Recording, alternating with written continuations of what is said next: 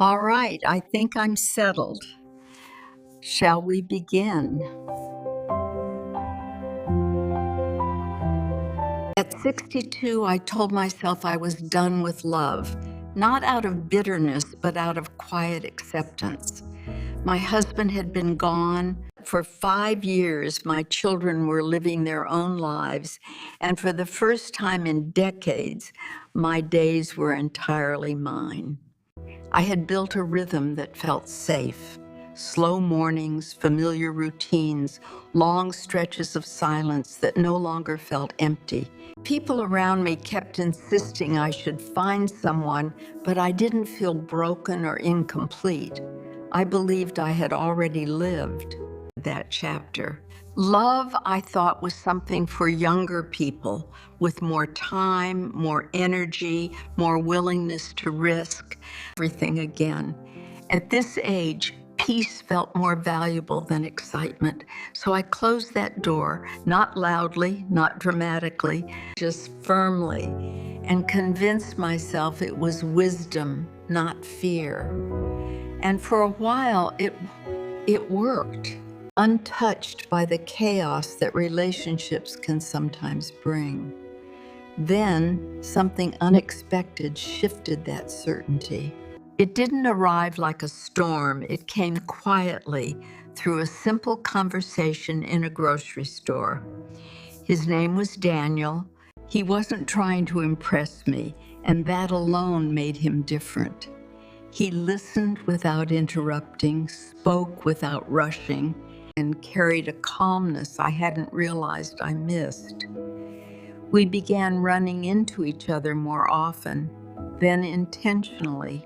Coffee turned into long conversations, and those conversations turned into something I couldn't easily define.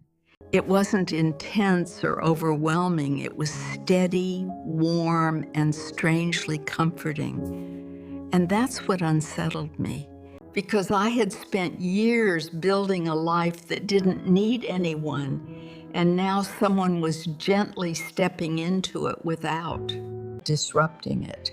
That realization brought an uncomfortable question to the surface. Was I truly protecting my peace? Or was I hiding from the possibility of being vulnerable again? So I did what many people do when something feels unfamiliar. I pulled away. I stopped answering his calls, avoided places where I might see him, and told myself I was making the right choice. It felt logical, even responsible. Why complicate a life that was finally calm? Why risk emotional strain, expectations, or the slow loss of independence I had worked so hard to rebuild? But the more I avoided him, the more I noticed something missing. Not him specifically, but the feeling of being seen again. Weeks later, sitting alone with my coffee, I realized something important. I wasn't choosing peace, I was choosing distance. And those two are not the same. Real peace doesn't require you to shut people out. It allows space for connection without losing yourself. That understanding changed something in me. I called him, not because I needed him, but because I no longer wanted fear to make my decisions. What I discovered after that was something I wish more people understood. Love after 60 is not about starting over. It's about continuing, but with clarity. There is no need to rush. No pressure to merge lives completely. No illusion of perfection. It's quieter, more honest. Daniel didn't try to take over my world, and I didn't try to reshape his. We created something in between, shared moments without sacrificing solitude, companionship without dependency. At 68, I still live my life on my terms. But now there are moments that feel richer because they are shared. And that's the truth I want to leave you with.